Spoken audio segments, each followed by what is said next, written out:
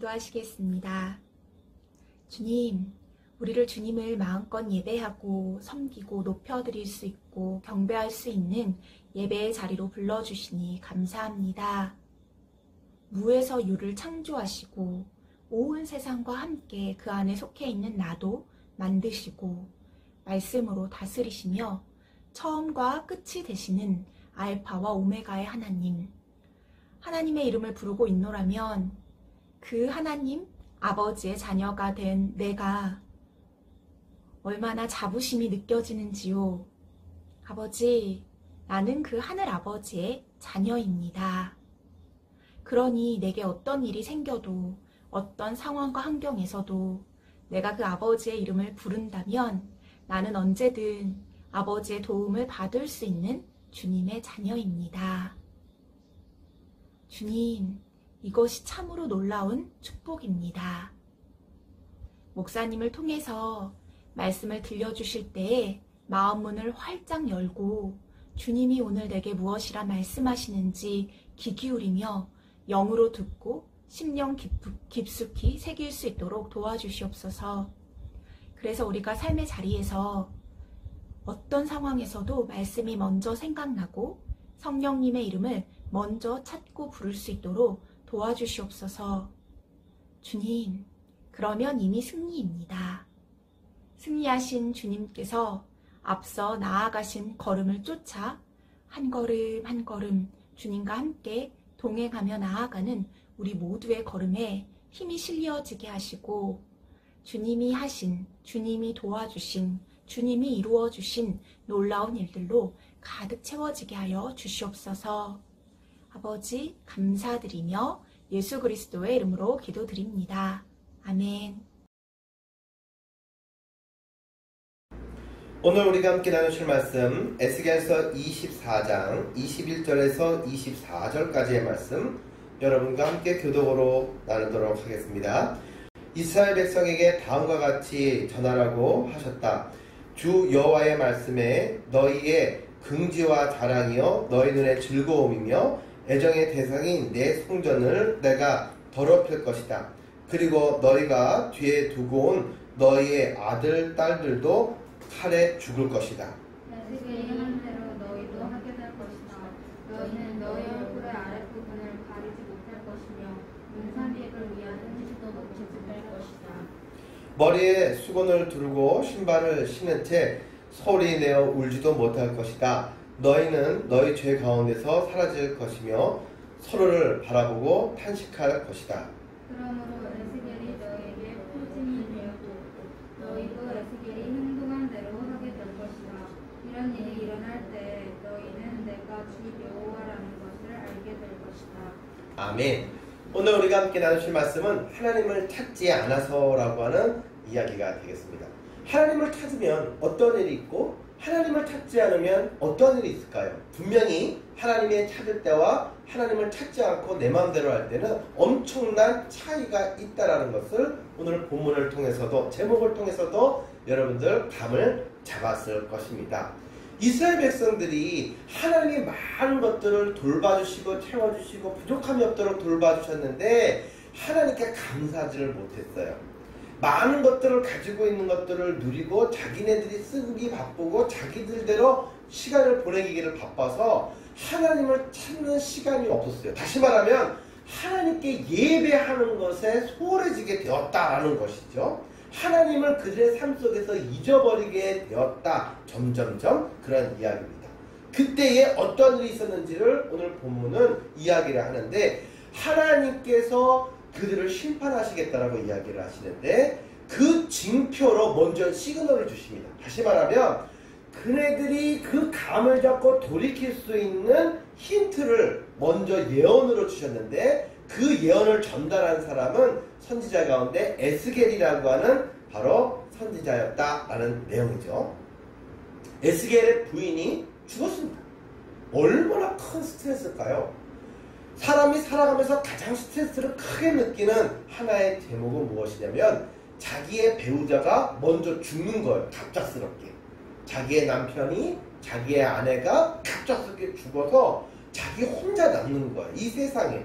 그럴 때 가장 많은 슬픔과 스트레스를 받는다라고 합니다. 여러분들 너무 슬프고 사랑하는 사람을 더 이상 볼 수 없게 되면은 뭐가 나오죠? 눈물이 막 쏟아지게 되고 너무나도 슬퍼하게 됩니다. 그런데 이상하게도 에스겔은 사랑하는 부인이 그렇게 세상을 떠나게 되었는데도 울지 못했어요. 울고 싶었는데 울 수가 없었어요. 긴 탄식과 한숨만이 나왔어요. 왜냐면 너무 기가 막히고 너무 감당할 수 없는 큰일이 한꺼번에 정말 거짓말처럼 다가왔기 때문에 정말 넋이 나가서 울음도 나오지 않고 소리도 나오지 않을 정도로 그렇게 먹먹해짐을 경험하게 되었습니다. 긴 탄식. 탄식은 무엇입니까? 너무 슬프고 너무 걱정이 돼서 한숨만 나오고 아무런 눈물도 아무런 목소리도 나오지 않는 그런 깊은 그런 좌절감. 바로 그것이 탄식이고 한숨이다. 지금 에스겔은 부인을 잃어버리고 난 이후에 가장 소중한 부인을 떠나보내고 난 이후에 이런 깊은 슬픔의 탄식 가운데 울 힘도 없었어요. 그때 많은 사람들이 에스겔을 바라보면서 아니 부인이 죽었는데 울지도 않고 소리도 내지 않네? 왜 그렇지? 왜 그렇지? 이상하다? 라고 호기심을 가졌습니다. 그때 에스겔은 하나님이 주시는 말씀을 그 이스라엘 백성들에게 전했는데 무슨 이야기냐면 나에게 소중한 부인을 그렇게 잃어버리고 난 다음에도 울고 싶은 마음은 정말 굴뚝 같은데 너무 기가 막히고 너무 슬프고 너무 힘이 없어서 울 힘도 없는 거예요. 나의 이러한 심정을 지금 유다 백성들도 느끼게 될 것입니다. 왜? 이스라엘 백성들이 하나님을 떠났기 때문에, 하나님을 찾지 않았기 때문에, 하나님의 말씀을 듣지 않았기 때문에 이스라엘 백성들이 가장 소중하게 여기고 자랑스럽게 여겼던 하나님의 성전이 빼앗기게 될 것이고 파괴되게 될 것이고 소중하게 여겼던 모든 자녀들과 식구들이 전부 다 죽거나 노예로 다 끌려가게 되는 그런 상황이 벌어지게 될 것입니다. 그때 여러분들이 나를 바라보며 왜 안 우는지 이상하다라고 이야기했던 것처럼 여러분들이 너무 기가 막힌 그 큰 아픔과 슬픔 속에서 한숨만 나오고 눈물이 나오지 않는 그런 상황을 여러분들도 맞이하게 될 것입니다. 그러므로 회개하십시오 라고 이야기를 했다라는 사실이죠. 그러면서 이런 얘기를 했습니다. 하나님이 말씀하시기를 이스라엘 유대 백성들에게 에스겔이 너희의 표징이 되리라. 표징이 뭐죠? 너희들에게 앞으로 일어날 일에 대한 어떤 시그널, 어떤 예언적인 요소가 되게 될 것이다.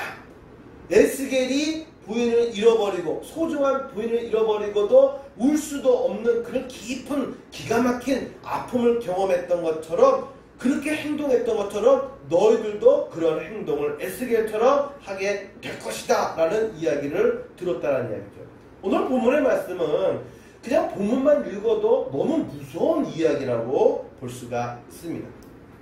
사람들은 자기의 소중한 것을 잃어버리고 나면 그 슬픔으로 인해서 크게 울 수밖에 없습니다. 이스라엘 백성들에게 생명과 같았던 가장 자랑스러웠던 것은 성전이었어요. 성전은 그들이 하나님이 나의 하나님이 되시고 우리의 하나님이 되신다는 증거였기 때문이죠. 그런데 이스라엘 백성들이 바벨론이라고 하는 이방 국가가 들어와가지고 이스라엘을 전부 다 멸한 거죠. 마치 우리나라가 나라의 주권을 빼앗기고 일본의 식민지가 되었던 것처럼 우리나라의 말을 하지 못하고 일본 말을 해야 되고 창씨 개명을 하고 일본식의 교육을 받아야 되는 것을 강요받았던 것처럼 그렇게 이스라엘 백성들은 소중한 모든 것들을 다 잃어버리게 되었다라는 것이죠. 그네들은 성전의 의미를 모릅니다. 성전을 다 부셔뜨렸습니다. 그네들은 우리를 포로로 보고 들어왔기 때문에 우리의 사랑하는 가족들을 다 죽이고 다 노예로 다 끌고 가버렸어요. 그때 만일 여러분들이 부모님을 잃어버리고 형제를 잃어버리고 자식을 잃어버리는 그러한 모습을 바라봤다고 한다면 얼마나 심하게 마음의 고통과 아픔이 있겠습니까? 울어야 되는데 울음이 나오지 않을 정도로 멍해지는 그런 상황을 경험하게 될 줄도 모릅니다. 우리들은 이렇게 생각하죠. 내게 너무 소중한 것들을 내가 지키려고 내가 붙잡으려고 애를 쓰지만 성경에는 이런 말씀이 있습니다. 하나님이 지켜주시지 않으면 우리의 노력이 모두 다 헛것이 된다라는 이야기죠. 아주 중요한 이야기가 아닐 수 없습니다. 목사님은 여러분 나이만 할 때, 어렸을 때에 그렇게 봉고차, 기아차, 봉고차를 타고서 쭉 큰 대로, 한 10차선의 대로를 지나가다가 술 취한 큰 그런 공사 트럭, 5톤짜리 덤프 트럭 운전자가 음주운전을 하고 오다가 목사님이 탄, 식구들이 탄 차를 갖다가 뒤를 받았어요. 그래서 차가 공중에 붕 떴어. 봉고차가 스트레스 같은 것이 붕 떠가지고 공중에서 2바퀴 반을 돌았어요. 이렇게. 그리고 뒤집어져가지고 대로변에 쫙 끌려서 들어갔어요. 그럼에도 불구하고 머리털 하나 상하지 않고 살아남았어요. 어떻게 이런 일이 가능했을까요? 하나님이 지켜주셨기 때문이죠. 작년에 있었던 일이죠. 작년에 우리 바라보면 하성이 아버님이시죠. 하성이 아버님도 그렇게 출근을 하시다가 외곽순환도로에서 차를 타고 쭉 가다가 교통사고를 당해가지고 아주 크게 부딪혔죠. 큰 사고가 나서 차를 폐차시키게 되고 거기는 100km 이상씩 쌩쌩 다니는 길이죠. 그 길에서 부딪혀가지고 말이죠. 차가 완전히 그냥 폐차되기 직전까지 가는 그런 상황이 된 거예요. 그 속에서도 그 성도님을 머리털 하나 상하지 않고 피 한 방울 흘리지 않고 깨끗하게 지켜주셨어요. 하나님이 지켜주신 거죠. 여러분 생각해 보세요. 여러분들에게 가장 소중한 부모님을 어느 한날 그냥 어저께 저녁에도 오늘 아침에도 학교 다녀오겠습니다 하고 갔는데 돌아와 보니까 아빠가 엄마가 돌아가시고 없는 거예요. 갑작스럽게 사고로 돌아가시고 없는 거예요. 어느 날 엄마 아빠도 같이 돌아가시고 나 혼자만 남았다고 생각해봐요. 얼마나 손뜻해요. 얼마나 무서워요. 정말 그때는요 울음도 나오지 않았어요. 목사님이 대학생 때 분명히 학교 다녀오겠습니다 하고 대학교를 딱 갔는데 저녁에 전화가 왔어요. 갑작스럽게. 그래서 전화를 딱 받아보니까 목사님의 어머니의 친구분이 전화를 하셨어요. 빨리 오라고. 그날이 시험 기간이었어요. 그래서 학교에서 시험 공부를 해야 되는데 지금 큰일 났다고. 왜 그러시냐 했더니 황달이 갑작스럽게 심하게 와가지고 어머니가 한양대병원에 입원하셨는데 오늘 내일 하신다고 돌아가실 것 같다고 그렇게 얘기가 딱 되는 거예요. 그때 목사님이 너무 기가 막힌 거예요. 오늘 아침에도 멀쩡하게 얼굴 보고 웃으면서 같이 밥 먹고 나왔는데 저녁에 병원에 입원해 계시고 돌아가실지도 모르겠다. 지금 빨리 와라. 급하다. 이런 전화를 받은 거예요. 그때 목사님이 마음속에 얼마나 기가 막혔는지 얼마나 마음이 급한지 지하철을 타고 한양대병원 쪽으로 쭉 가는데 울음이 안 나와. 그냥 멍해. 망연자실하다고 해야 되나요? 넋이 나갔고 아무 생각이 안 나. 그냥 사람이 정신 나간 사람처럼 멍한 거예요. 너무 심한 스트레스를 받고 너무 슬픔이 오게 되면 울음이 나오지 않아요. 그냥 멍한 그런 상황이 된다는 거예요. 근데 결론은 어떻게 됐느냐? 하나님이 살려주셔서 오늘 내일 하는 위기를 견디고 다시 회복이 되셨어요. 그런 경험을 이러저러하게 많이 했어요. 그런 걸 바라보면서 느낀 게 뭐냐면 하나님이 지켜주셔야지 내가 노력하고 지킨다고 해서 지킬 수 있는 것이 아니다라는 것이죠. 우리의 소중한 것들을 지키기 위해서 우리는 더욱더 하나님을 찾아야 되고 하나님께 그 모든 것들을 의지해야 될 줄로 믿습니다. 여러분 너무 기뻐 그러면 까까까거리고 웃어야 되죠. 너무 슬퍼 엉엉엉거리고 울어야 돼요. 기뻐할 때 웃을 수 있고 슬플 때 울 수 있어야 몸도 마음도 건강해요. 그런데 울 수도 없고 웃을 수도 없고 멍하면 그때는 병이 드는 거예요. 사람이 자기가 표현하고 싶은, 표출하고 싶은 감정을 제때 정상적인 반응을 못 배출하면 병이 걸리는 거예요. 스트레스가 되고 실어증이 되고 시름시름 앓고 여러 가지 어려움이 생겨나게 된다라는 사실이죠. 사랑하는 친구 여러분, 우리들에게 어려움이 찾아온다고 한다면 여러분은 하나님께 지켜달라고 기도해야 될 줄로 믿습니다. 여러분들에게 묻겠습니다. 여러분들이 가장 최근에 하나님께 여러분의 그런 문제를, 여러분의 소원을 하나님께 기도하며 도와달라고 하나님과 대화 나눈 시간이 언제인가요? 기억해 보세요. 언제죠? 우리 집이 천국이 되면 좋겠다. 천국이 되려면 하나의 비결이 있습니다. 뭐냐면 엄마 아빠와 자녀들 모두가 함께 모여서 대화를 나누면서 깔깔깔거리고 맛있게 밥 먹으면서 서로의 기쁜 거, 서로의 슬픔, 그러한 것들을 함께 이야기를 나누면서 그 문제를 놔두고 함께 대화를 나누고 함께 예수님께 두 손 잡고 기도하는 그런 가정이 되면 화목한 가정이 될 것이고 천국이 되게 될 것입니다. 그런데 어느 순간부터인가 내가 공부하는 거 바쁘고 내가 친구들하고 놀러 다니기 바빠서 부모님들하고 대화를 안 하고 형제들하고 대화를 하지 않게 되었다라고 한다면, 부모님하고 대화를 언제 했는지 기억도 나지 않고 부모님께 이야기하는 것이 껄끄럽고 부담스럽게 느껴진다라고 한다면 그때부터는 문제가 커지는 거예요. 그렇죠?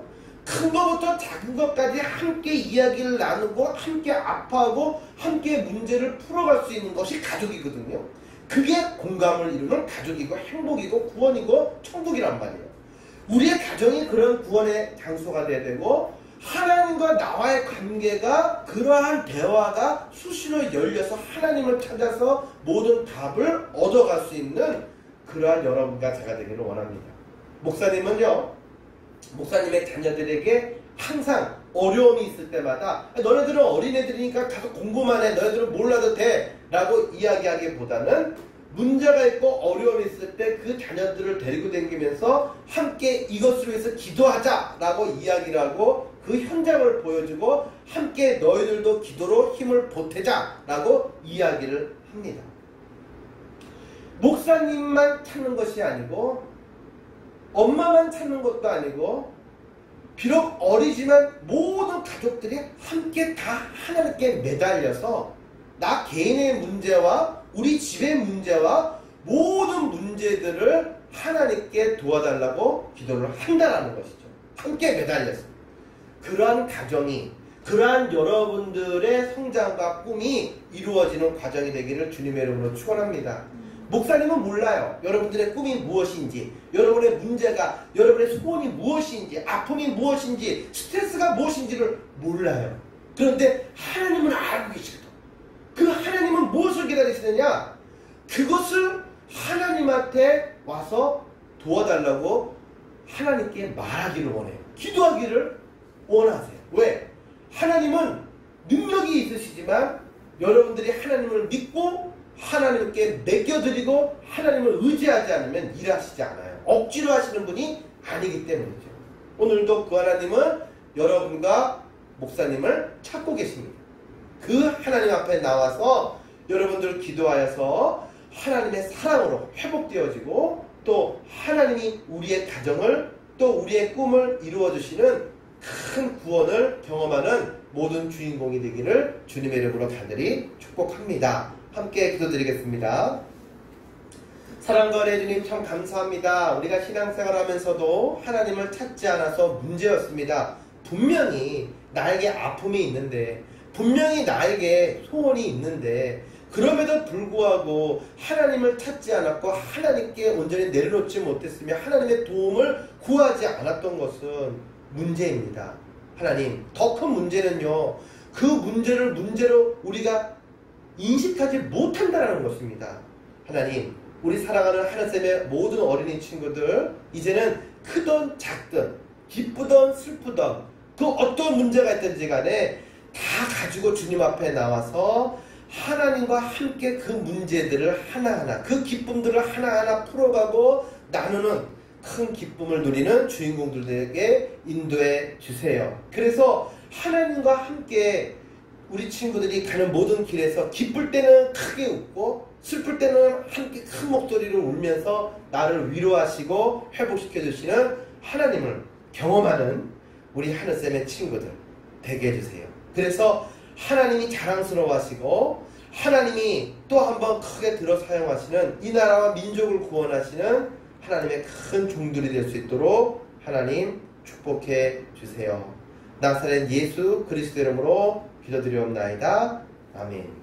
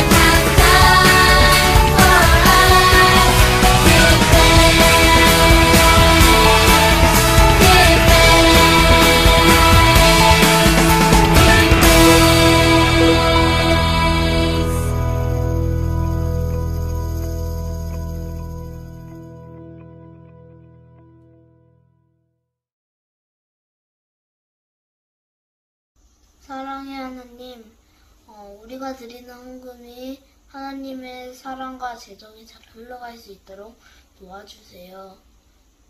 하나님 나라에 쓰이게 해주시고 예수님 이름으로 기도합니다. 아멘.